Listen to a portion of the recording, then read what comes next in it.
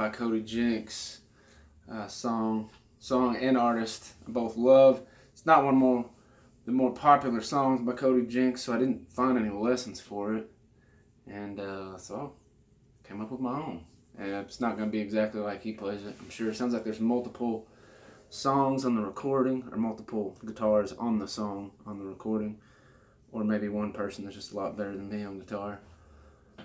So this is mixing a little bit of strumming chords, a little bit of picking patterns, mostly the same. So there are some variations in the picking pattern and some minor variations in the strumming. Some lines of the song have 4 chords on it. So let's get to it. First of all, strumming pattern. I'm just using something basic. It's like a down, down, down, up. It'll be a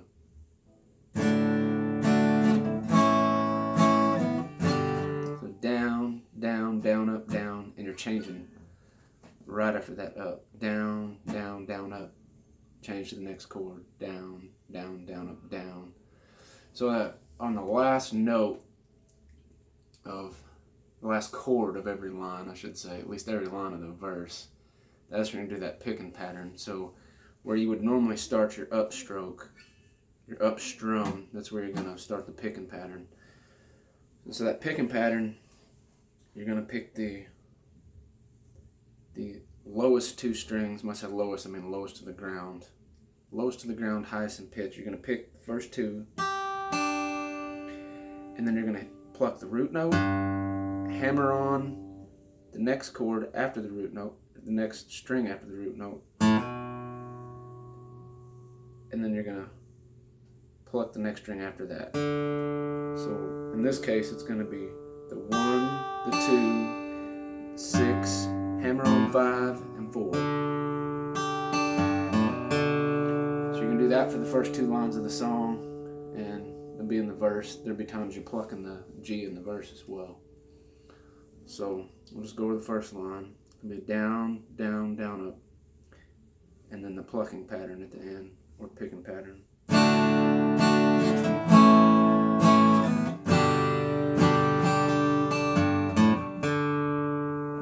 Alright, so that's the first line. Second line's exactly the same. Third line, throws a B minor in there, and in the middle of, right in between 2 A's.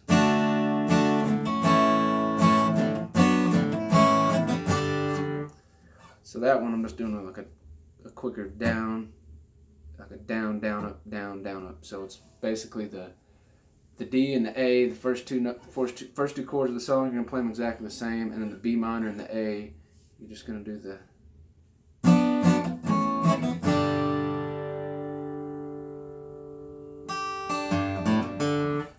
same plucking pattern on that G. The last line of the song, last line of the verse, 3 chords, ends on a D. Same pattern. It just revolves around that root note. You're going to pick the 1 and the 2, root note, hammer on the next string after the root note, and then pluck the next string after that.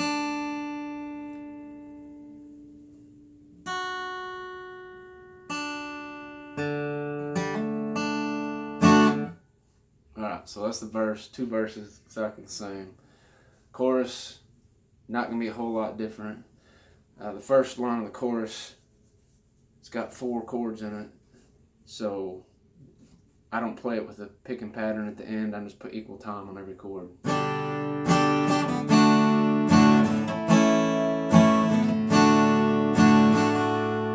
So that'd be the first line. And second line,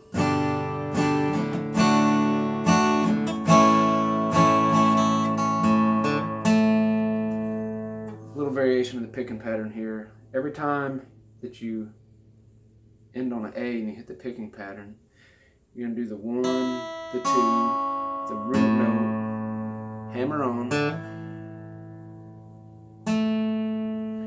but instead of picking that next string, that last string in the picking pattern, when you're playing an A, if you're transitioning to a G, I just hit it open. because it's kind of like walking up to a G. If you hit that note isn't in the G. This one is. So anytime you play the A and it's followed by a G, then just hit that last string in the picking pattern open. So, I'm sorry, second line of the chorus would be G, B, A,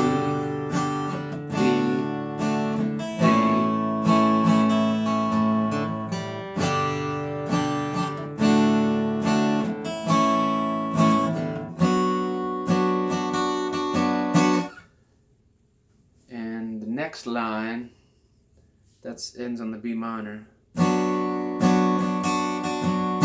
I just end it like that. I don't play it with a picking pattern for that particular line. I know this is a beginner lesson, bar chords. Some beginners don't like them. You know, my advice, if you're a beginner, you're probably not playing for an audience. Practice playing the bar chords. They're going to sound like crap for a long time. So the sooner you start sounding like crap, the sooner you'll stop sounding like crap. There are some alternatives. You can play a B power chord. B power chord, the 2nd fret, 5 string, and then 4th fret, next 2 strings down. And if you look at a B minor and a B power chord, those same notes are in the B power chord. A B minor means it has a minor third, and a power chord are just 1s and 5s, no thirds. Enough about music theory, but that's why it sounds alright. The same notes you're using in a power chord. All the notes used in a power chord are also in the B minor. You're just not using that third. Anyway, so that's the third line. Third line of the chorus, and then there's two more lines. Fourth line of the chorus, G, D, A.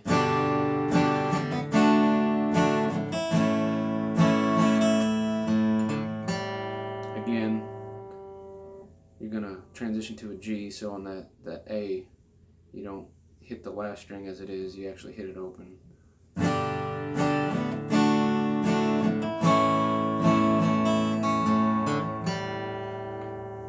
And the last line,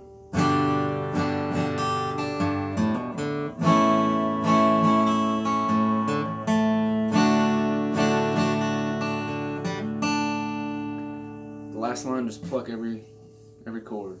G, D, G, A, D. This time when you pluck the A, don't pluck it open on that last string because you're transitioning to a D.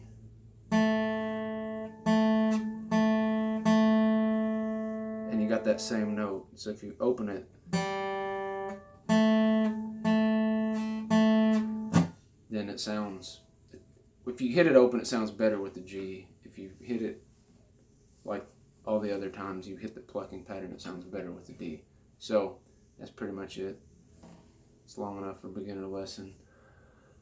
If you got any questions, post them below. And if you got any other oddball Cody Jinks songs that people don't have lessons for, put it up there and I'll see what I can do. I like Cody Jinks. I like a lot of his songs that don't have lessons out there. So you may know it already, but if I don't, maybe I should. I'll try to learn it.